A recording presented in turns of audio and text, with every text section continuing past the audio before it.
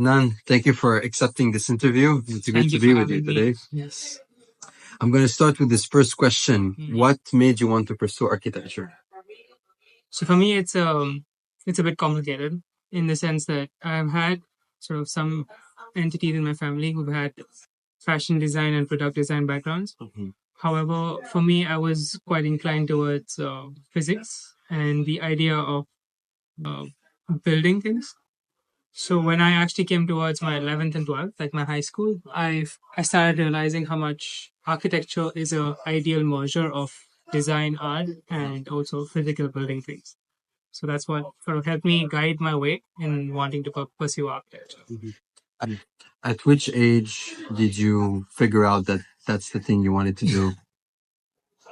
I actually did not like know for sure till I graduated my 12th year. So this is so in India we have this exam called the NATA exam. It's like a centralized exam, entrance exam for architects.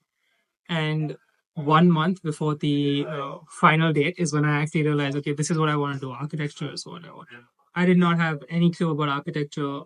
Maybe 2 years before that, I had no idea what architecture was. To be honest. Great.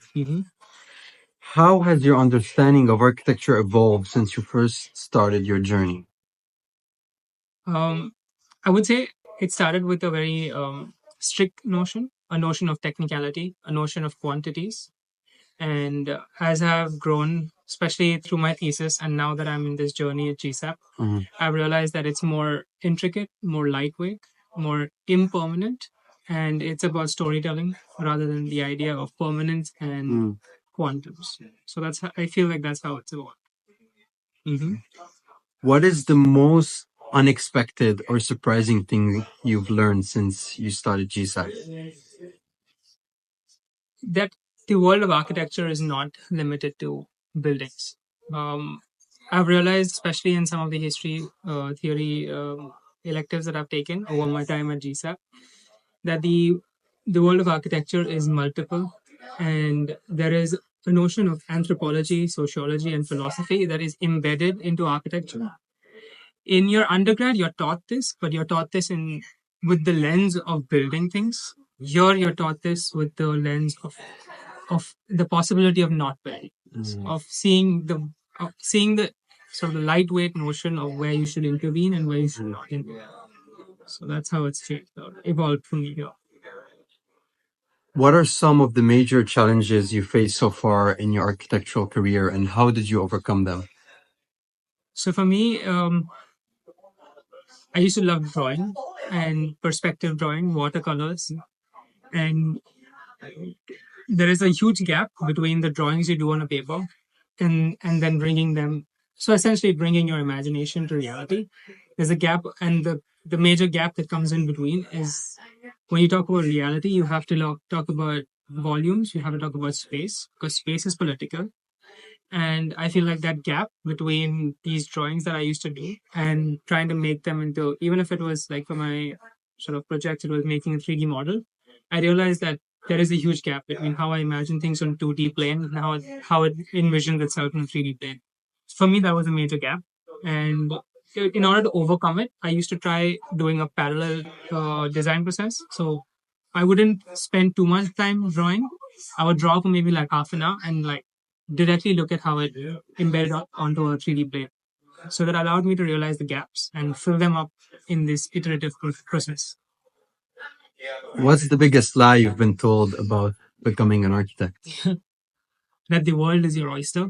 The reality is that many a times value engineering processes, especially in my 3 years of working in a professional environment, I realized that value engineering plays a much larger role, and it should, because it defines your realities.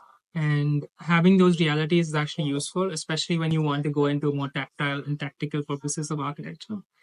So, yeah, I think the biggest lie is that we architects have unlimited freedom, which we don't. Great answer. If you could bulldoze a building built by any architect, any famous architect, I would say, which one would it be? So, I don't want to be, I don't want to impose onto somebody's memories, because architectural buildings are somebody's memory, somebody's hard work. But there is a building in specific that does come to mind. Is the it's I mean, it's more well known as the Walkie Talkie building in London. It's designed by Raphael Minoli, and the one reason I would want to see it bulldozed is that it's designed in a way that it's not responsive to sunlight, and you actually have cars on the public street right next to the building overheating and having its a lot of the surfaces melted off because of the way that the sort of curvature of the building has been designed. So for the larger public good, maybe this building would be the one that goes.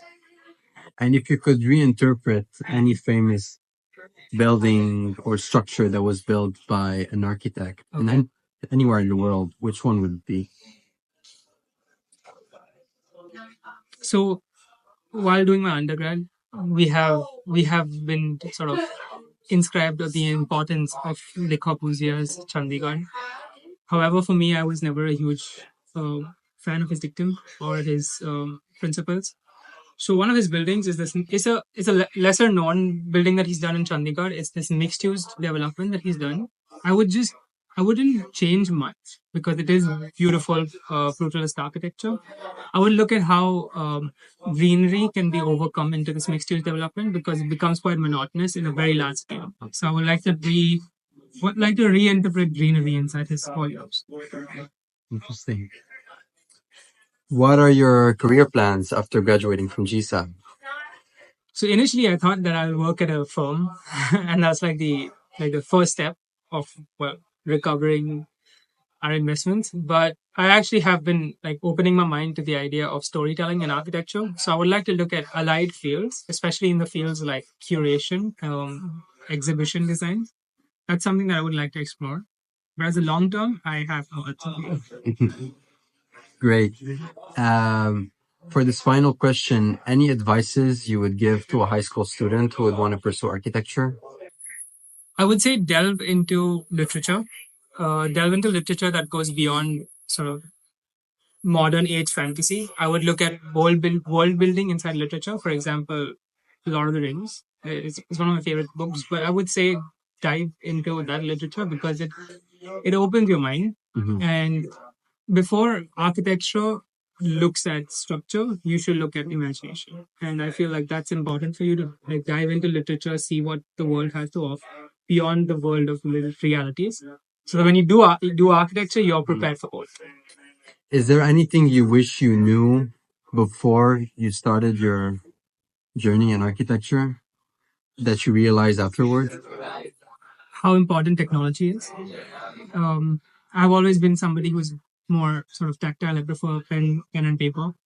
But you have to learn to let go of those elements and how important technology is in not only in your life as an architect, but also as you build. How much it's important to stay up to date. So I think that's something. Yeah. Amazing. Thanks for this interview, Adnan. Thank you for having me. Thank you. Thank you so much.